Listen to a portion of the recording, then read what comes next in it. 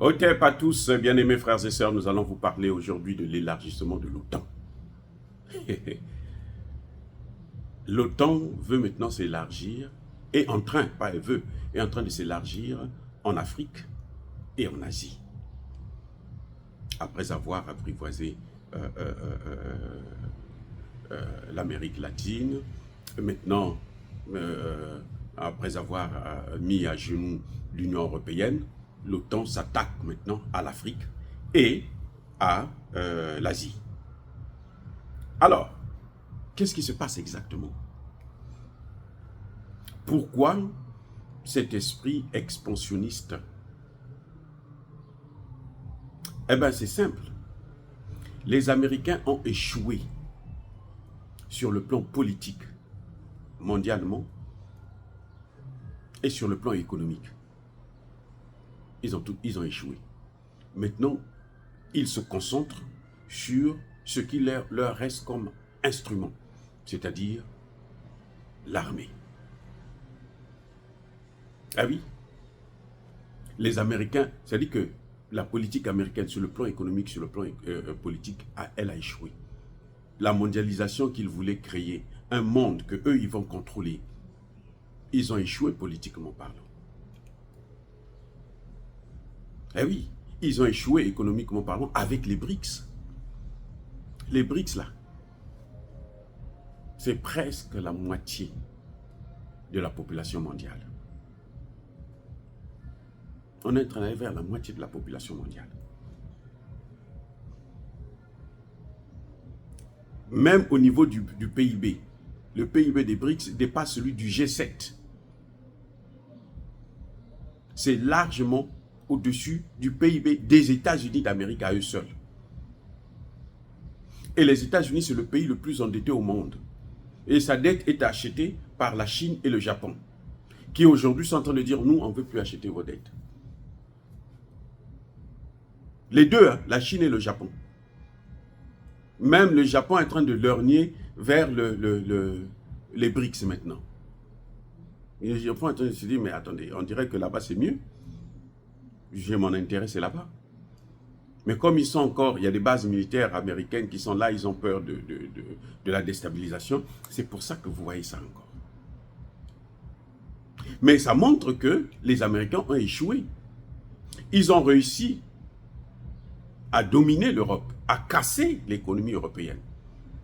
Le dernier coup de marteau, c'est avec la guerre en Ukraine, où ils ont imposé des sanctions contre le pétrole et le gaz russe, qui était moins cher pour l'industrie allemande et qui a brisé cette industrie, qui a brisé les industries européennes, et ils sont maintenant à genoux. C'est les Européens maintenant, les États-Unis qui vendent leur pétrole 5 fois, 6 fois, 7 fois plus cher.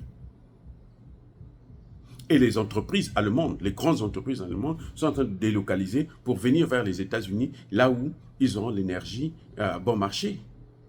Parce que toute industrie commence par l'énergie. Donc maintenant, l'Europe est acquis pour les Américains. Sur le plan militaire,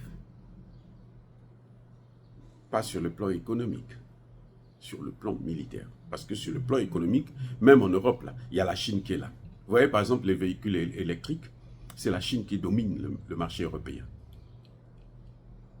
Les Européens veulent faire, non, nous on va fabriquer nos voitures. En fait, ce sont les Américains qui demandent aux Européens, qui sont en train de créer un clivage, ils sont en train de casser aussi le lien entre l'Europe et la Chine. Oui, parce qu'ils ne peuvent plus faire la concurrence avec la Chine sur le plan, la Chine seulement, sur le plan économique. Les Européens n'arrivent plus, et les Américains n'arrivent plus. Les Européens, c'est même pas la peine, ils sont déjà perdus. Les Américains n'arrivent plus à lutter, à faire la compétition avec la Chine. Maintenant, ils cherchent des raisons. Non, la Chine est en train d'alimenter la guerre en Ukraine. La Chine aide la Russie. La Chine vend des semi-conducteurs en Russie et tout. Machin. La Chine dit, mais les semi-conducteurs, là, c'est fait pour les vendre. Je vends à qui en a besoin. On ne consomme pas un produit qui n'est pas nécessaire pour vous. Vous allez, quand vous partez dans un supermarché, là, vous achetez des produits que vous n'allez pas manger, que vous n'allez pas consommer. C'est ça? Pour mettre à la poubelle? Non, vous achetez ce que vous pouvez consommer, ce que vous allez consommer. Et le supermarché amène des produits que les gens vont consommer. Quand vous allez dans certains marchés, là, dans certains magasins, là, il y a des produits qu'ils ne commandent plus. Parce qu'ils savent que non, ça, les clients ne viennent pas acheter ça. Donc pourquoi on va comprer avec ça? On laisse. Voilà, le problème, c'est que sur le plan économique, eh ben, la Chine est en train de massacrer. Donc, les États-Unis se disent, nous, la seule chose qui nous reste, c'est l'OTAN, c'est l'arme. Eh oui. Et c'est pour ça que je pense que Donald Trump ne viendra pas changer quoi que ce soit en ce qui concerne l'OTAN. Non, parce qu'il sait que sans l'OTAN, là, il est foutu, les États-Unis sont foutus. Sur le plan économique, ils ne peuvent plus. Sur le plan politique, ils ne peuvent plus. Maintenant, vous avez des pays comme la Malaisie qui disent ouvertement aux États-Unis, nous, on ne veut pas cette politique-là. Ce que vous faites là, nous, on ne veut pas. Nous, on va faire autre chose. Vous nous dites de ne pas parler avec Poutine. Qui êtes-vous? Nous, on ne veut pas. Allez, on va parler avec Poutine. Et la Russie, donc là, je parlais tout à l'heure seulement de la Chine, mais la Russie est devenue la 4e puissance économique mondiale. Donc, entre la Russie, l'Inde et la Chine, et voilà, la Russie, l'Inde et la Chine. Les 3 pays-là, ce sont les 4 pays qui occupent les 4 premières places sur le plan économique. Est-ce que les États-Unis, à eux seuls, peuvent faire la concurrence avec ces 3 pays? C'est pas possible. C'est pas possible. Maintenant, ce que veulent les Américains, ils veulent maintenant élargir l'OTAN vers le Japon et la Corée du Nord, et même les Philippines. Parce qu'avec l'Europe, c'est fini. C'est fini là, l'Europe est morte. Hein. Ça y est, c'est fini, il n'y a plus rien. Ce que vous voyez là, que Emmanuel Macron fait en Afrique là, c'est parce qu'il sait que l'Union européenne là, c'est fini. Ils ne peuvent plus. Donc, il veut s'appuyer maintenant sur l'Afrique. Il se dit non, nous c'est l'Afrique. Non, mais l'Afrique ne veut pas de ça. L'OTAN aussi, les Américains veulent de l'Afrique. Ils veulent mettre des bases au Sénégal, Côte d'Ivoire, Ghana, Bénin, et tout. C'est pour ça, l'élargissement de l'OTAN. Parce que sur le plan économique et sur le plan politique, ils ont échoué. Lamentablement. Ils sont écrasés par les pays émergents. Et je ne vous ai pas parlé de l'Indonésie qui est en train d'avancer aussi à une vitesse V.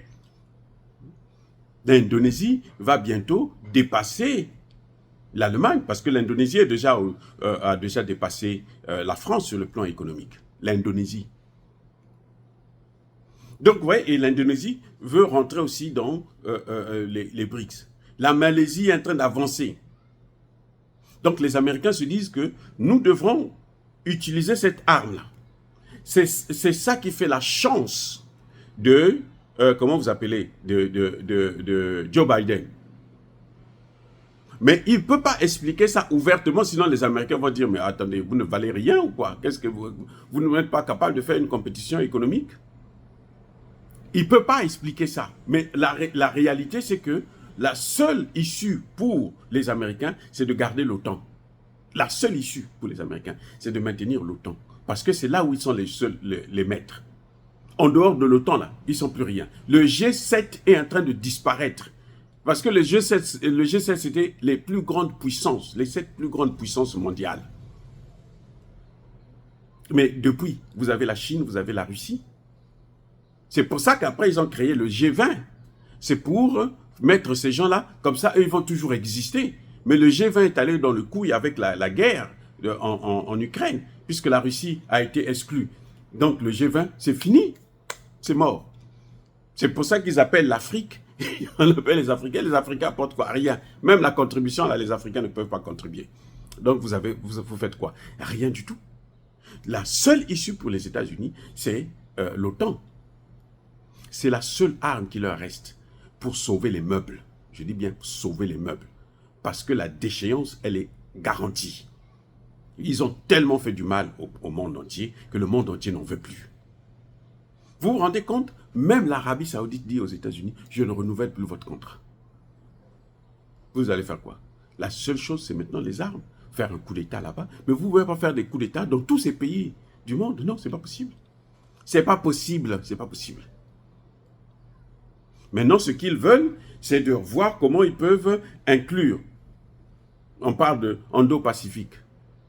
C'est quoi? Mais c'est bien les pays arabes. L'Atlantique Nord-Sud, c'est quoi? C'est bien l'Indo-Pacifique, c'est les pays asiatiques. Corée du Nord, Japon, ainsi de suite, pour encercler la Chine, pour que on puisse faire. Or, plus ils vont encercler la Chine, plus la Chine va faire ce que la Russie est en train de faire avec l'Ukraine. Ça, c'est inévitable, les gars. C'est inévitable. Avec Taïwan, là, la Chine va attaquer Taïwan. Si les Américains continuent à encercler la Chine. Les Chinois sont maintenant à leur quatrième, comment on appelle ça, navire de guerre. Oui, grand navire, les grands porteurs là. Ils s'inquiètent. Ils dépassent maintenant. Ils font même plus que les Américains.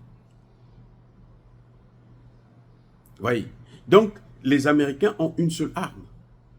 C'est la force qu'il faut utiliser à la fois en Afrique et en Asie. Maintenant, les Japonais sont en train de taper sur l'économie américaine. Les Japonais aussi tapent sur l'économie. Le Japon vient de vendre là, plus de 53 milliards de dollars en un semestre. De bons de trésor américains, ils ont vendu ça. Nous, on veut maintenant de l'or. On préfère garder de l'or. On ne veut plus votre billet là. La Chine avait fait pareil il n'y a pas longtemps. Et ça fait que ça a gravé.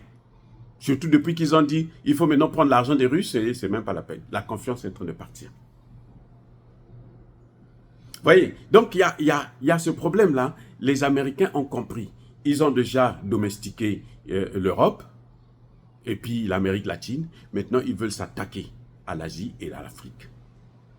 Malheureusement, il y a des pays qui se sont levés, qui se sont réveillés. La Chine, la Russie et l'Inde. Même l'Inde ne veut plus céder des marchés aux Américains. Hein. Il ne faut pas l'oublier. Vous avez vu, Moody a été encore reconduit. Même l'Inde ne veut plus céder. Donc c'est difficile maintenant pour les Américains. Maintenant, ne soyez pas surpris d'apprendre que le Japon fait maintenant partie de l'OTAN. La Corée du Sud fait maintenant partie de l'OTAN. Mais là, la Corée du Nord va faire partie des BRICS. Et là, la concurrence va continuer. Maintenant, sur le plan militaire, on sait que la Chine et la Russie, là, face à l'OTAN ne peut rien faire. Déjà, regardez, la Russie seule est en train de donner des chaos à l'OTAN en Ukraine. Donc, si la Chine se met là aussi dans une guerre ouverte, ils ne pourront pas tenir Taïwan. Ils ne pourront pas protéger Taïwan. Et c'est ça l'erreur que les Américains sont en train de commettre. Oh, dire cela, c'est inciter à la haine ou à la violence. Non, Yaba colère, encore une fois de plus, bien-aimés frères et sœurs, je persiste et je signe. Soyez bénis, abondamment bénis par le Dieu des Kémites et par nos ancêtres étrangers. Mais que tous ceux qui persécutent le continent africain le pillent et le déstabilisent, qu'ils soient noirs, blancs, chinois, arabes, juifs, indiens ou qui qu'ils soient punis, maudits, foudroyés, neutralisés, écrasés, effacés par le Dieu des Kémites et par nos ancêtres évangélisés. Vive l'Afrique éternelle. Je dis et j'assure.